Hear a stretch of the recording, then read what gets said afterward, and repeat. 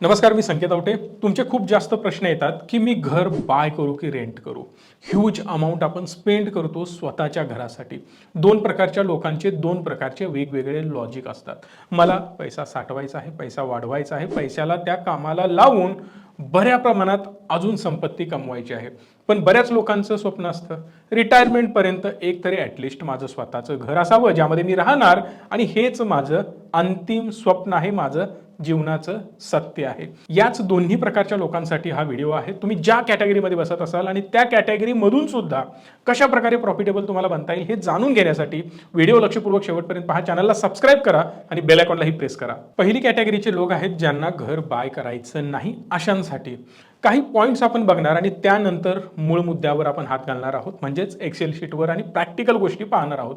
पहिलं, आपण घर बाय का करू नये यासाठी महत्त्वाचं कारण हे आहे की तुम्ही जेव्हा जेव्हा शिफ्ट करणार असता जॉबसाठी, तुमच्या कामासाठी, बिझनेससाठी किंवा तुमचा स्टार्टअप असेल, कुठल्याही कामासाठी जर तुम्हाला शिफ्ट व्हावं लागत असेल तर स्वतःची प्रॉपर्टी कधीही नसलेली चांगली राहण्यासाठी.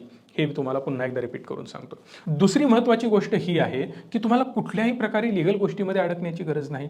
100 डॉक्युमेंट्स करा, ते बाय करा, स्टॅम्प ड्युटीज भरा, परत त्या रेग्युलरली सगळ्या गोष्टी अपडेट करत राहा, किंवा म्युन्सिपाल्टीचे जे काही चार्जेस आहेत, बाकी सगळे चार्जेस आहेत ते पे करण्यासाठी जा, किंवा जे काही असेल ते रेकॉर्ड्स मेंटेन ठेवा.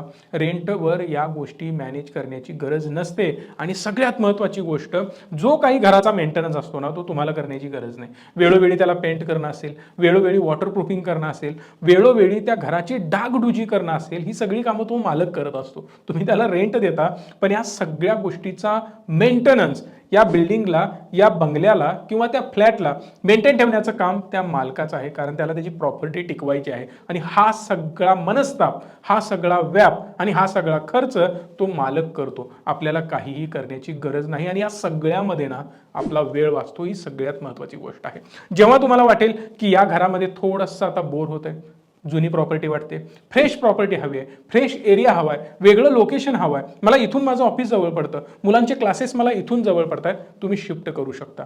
बरेच ऑप्शन तुमच्याकडे असतात. पण जेव्हा प्रॉपर्टी बाय करताना मग शेजारी कितीही कडवट असो, तुम्हाला तो सहन करावा लागेल. कारलं कितीही कडू असलं तरी त्याला गोड मानूनच तुम्हाला खावं लागणार, हे मात्र नक्की. कारण लाखो करोडो रुपये आपण तिथे इन्व्हेस्ट केलेले असतात आणि ते सोडून वेळोवेळी सारखं चेंज करत बसणं पॉसिबल नसतं. पण घर बाय का करायचं हा पण एक महत्त्वाचा प्रश्न आहे ना. प्रॉपर्टी स्वतःची असावी हे एक फिलिंग असतं. माझं स्वतःचं छान असं स्वप्नातलं घर असावं, मला जसं हवं ना तसं त्याचं इंटेरियर असेल, मी इकडं बसेन, तिकडं बसेन, इथे खिडकी असेल, इकडे मोठा दरवाजा असेल, पुढे गॅलरी असेल, बऱ्याच गोष्टी, बरीच स्वप्न, आणि त्यामध्ये माझ्या कार्स अशा पार्क केलेल्या असतील. ठीक आहे, पण हेही तुमचं स्वप्न असेल तर ते सुद्धा पूर्ण करण्यासाठी स्वतः प्रॉपर्टी परचेस करणं आणि आपल्याला हवी तशी डेव्हलप करणं हे सुद्धा इम्पॉर्टंट आहे. आणि त्यासाठी तुम्हाला बायच करावं लागेल. पण दुसरा एक महत्त्वाचा पॉईंट यामध्ये येतो. जेव्हा तुम्ही प्रॉपर्टी बाय करताना किंवा घर बाय करता, त्यासाठी तुम्ही जर लोन घेतला असेल तर त्या लोन अमाऊंटला व्यवस्थित युटिलाइज करून खूप चांगल्या प्रकारे आपण अर्निंग करू शकतो. एक गोष्ट मी तुम्हाला सांगू इच्छितो, जर तुम्ही होम लोन केलं असेल ना तर तेच होम तुम्हाला फ्रीमध्ये मिळू शकतं. जर तुम्हाला जाणून घ्यायचं असेल कशा प्रकारे आपण घर फ्री मिळवू शकतो, जो फ्लॅट आहे तो फ्री मिळवू शकतो, जाणून घ्यायचं असेल तर कमेंट करा फ्री होम. जेवढ्या जास्त कमेंट येतील तेवढ्या लवकर मी त्यावर व्हिडिओ बनवेन आणि तुम्हाला सांगेन की लोन करून सुद्धा कशा प्रकारे ती लोन अमाऊंट इझिली आपण इकडे भरू शकतो. EMI भरण्यासाठी काहीही त्रास करून घ्यावा लागणार नाही. आणि तुम्हाला माहितीच आहे, जेव्हा तुम्ही स्वतःचं घर घेता ना तेव्हा ब्रोकर शोधण्याची गरज नाही. विनाकारण प्रत्येक 11 महिन्याला ॲग्रीमेंट चेंज करत बसा. जर मालकाने सांगितलं सोडा तर सोडून दुसरीकडे पुन्हा प्रॉपर्टी शोधा. शिफ्टिंगचा प्रचंड खर्च तुम्हाला करावा लागतो. शिफ्टिंगसाठी होणारा त्रास आणि महत्त्वाची गोष्ट वेळ आपला वाया जात असतो. आणि वेळेला प्रचंड महत्त्व आहे, हे मी पुन्हा रिपीट करून तुम्हाला सांगण्याची गरज नाही. आणि तो वेळ जर वाचवला आणि चांगल्या ठिकाणी आपण युटिलाइज केला ना तर त्यामधून सुद्धा फ्रुटफुल रिझल्ट आपल्याला मिळू शकतात.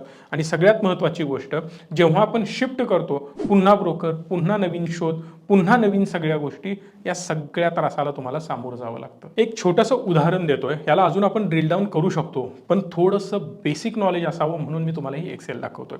समजा आपल्याला एखादा फ्लॅट बाय करायचा आहे. आता माझं ऑफिस कोल्हापूरमध्ये आहे, राजारामपुरीमध्ये तुम्हाला माहिती असेलच. मग मला इथल्या एरियामध्ये प्रॉपर्टी बाय करायची आहे. मग राजारामपुरीमध्ये असेल, कोल्हापूरमध्ये, कुठल्याही अदर एरियामध्ये असेल, थोड्याशा चांगल्या एरियामध्ये, तर मिनिमम 60 लाख रुपये तरी पे करावे लागतील एका फ्लॅटसाठी. सपोज मी 60 लाख रुपयाचा एक फ्लॅट किंवा मी लोन घेतोय 60 लाख रुपये. मग समजा मी काही इनिशियल अमाऊंट पे करतोय, समजा 20 लाख 30 लाख रुपये मी माझ्या जवळचे भरतोय, वरचे 20-30 लाख रुपयाचं लोन करतोय, हे सगळं ठीक आहे. पण मी कन्सिडर करतोय की मी 60च्या 60 लाख रुपये मी लोन करतोय. या लोन अमाऊंटसाठी मी 25 वर्ष पैसे भरणार आहे, कारण जेवढी मी टेन्युअर कमी करत जाईल ना, तेवढा माझा EMI वाढत जाईल, माझ्या खिशावर ताण पडेल आणि पैसे काही शिल्लकच राहणार नाहीत, सगळा माझा खर्च पडेल. हा त्रास कमी करण्यासाठी मी काय करणार, टेन्युअर वाढवणार, 25 वर्षासाठी लोन करणार आणि इंटरेस्ट रेट जवळपास 7.5%, 7%, 8% या रेटमध्येच तुम्हाला होम लोन मिळतं. मी ॲव्हरेज 7.5 पकडलंय. मग जर आपण हे सगळं केलं तर आपल्याला 44,339 रुपये EMI भरावं लागेल. प्रिन्सिपल अमाऊंट असेल माझी 60 लाख रुपये आणि त्यासाठी 73 लाख रुपये मला इंटरेस्ट पे करावं लागेल. जेवढी त्या घराची प्राइस नाही ना, त्याच्यापेक्षाही जास्त मी इंटरेस्ट पे करतोय. ही खूप मोठी गोष्ट आहे आणि ह्यूज अमाऊंट मी पे करतोय ॲक्च्युली. आणि टोटल 1,33,00,000 रुपये मी 60 लाखाच्या घरासाठी पे केले. पण त्या घराचं खरं व्हॅल्युएशन काय होईल, ॲक्च्युली जसजसे दिवस जातील तसं घर तुमचं जुनं होत जाणार, डिप्रिशिएट होत जाणार. पण ॲक्च्युली ते असं ॲसेट आहे ना, जरी त्याचं ॲस्थेटिकली डिप्रिशिएट झालेलं आपल्याला दिसत असलं तरी तिचं व्हॅल्युएशन डिप्रिशिएट होत नाही. घराचंही व्हॅल्युएशन नेहमी 7 to 8-9% वाढत असतं. त्यामुळे 7-8-9% आपण त्या ॲसेटचं ॲप्रिशिएशन पकडू शकतो. पण जर मी तुम्हाला म्हणालो की तुम्ही हे सगळे पैसे बँकेमध्ये इन्व्हेस्ट केले किंवा एखादी SIP केली तर काय होईल, जर तुम्ही SIP केली तर त्याची अमाऊंट काय होऊ शकते याबद्दल डिस्कशन करणार. पण एक महत्त्वाचा डिस्क्लेमर देतोय, असं समजू नका की घर बाय करूच नका, एखाद्या झोपडीमध्ये राहा, सगळे पैसे इन्व्हेस्ट करा आणि त्यामधून येणारं व्याज परत इन्व्हेस्ट करा, पैसे वाढवा, असं बिलकुल नाही.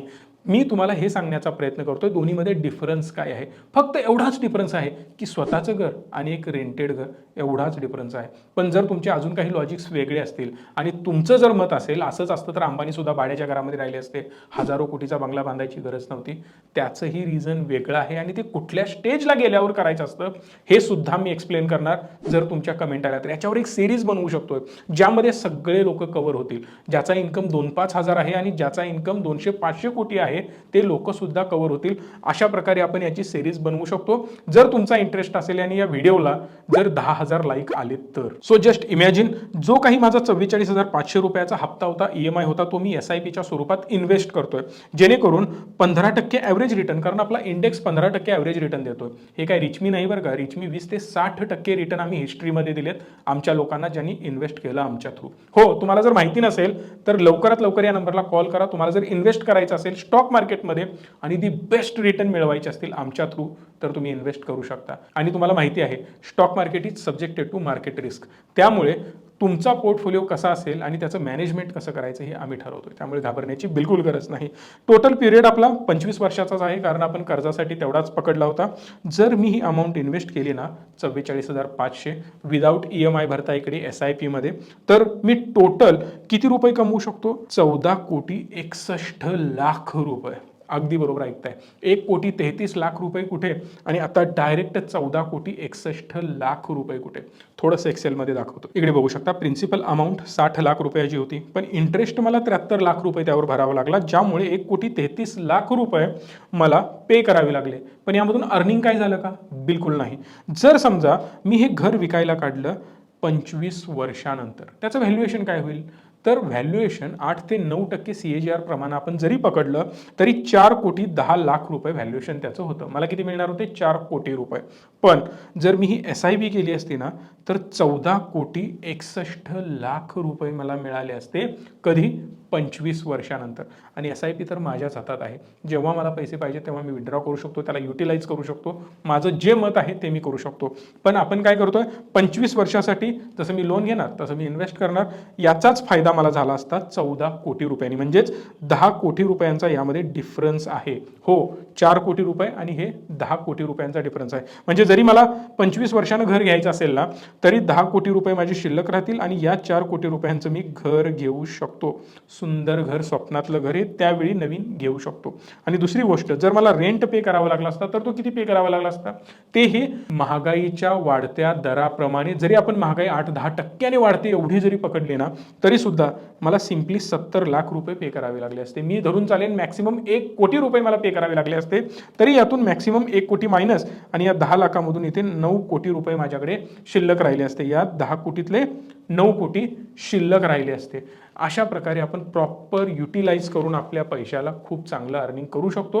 योग्य प्रकारे पैशाचं सेव्हिंग करू शकतो. पण गरज आहे प्रॉपर फायनान्शियल नॉलेजची, ॲडवायझरीची. होम लोन पाहिजे असेल तरी सुद्धा आमच्याकडे त्या फॅसिलिटी आहेत. तुम्ही कॉल करू शकता, या नंबरवरून तुम्हाला सगळी माहिती दिली जाईल लोन संदर्भात. आणि सगळ्यात एक महत्त्वाची गोष्ट, मी कुठल्याही प्रकारे तुम्हाला रिकमेंड करत नाही की तुम्ही रेंटनीच राहा किंवा स्वतःचं घर बाय करा. ते प्रत्येकाच्या सिच्युएशननुसार डिपेंड असतं. पण जर बाय करणार असाल तरी सुद्धा ते तुम्ही फुकट बाय करू शकता. त्याबद्दल सुद्धा मी व्हिडिओ बनवणार आहे. पण जर तुमच्या कमेंट आल्या तर फ्री होम. त्यामुळे लवकरात लवकर कमेंट करा, व्हिडिओला लाईक, शेअर आणि चॅनलला सबस्क्राईब करा. धन्यवाद. Stay tune and stay positive.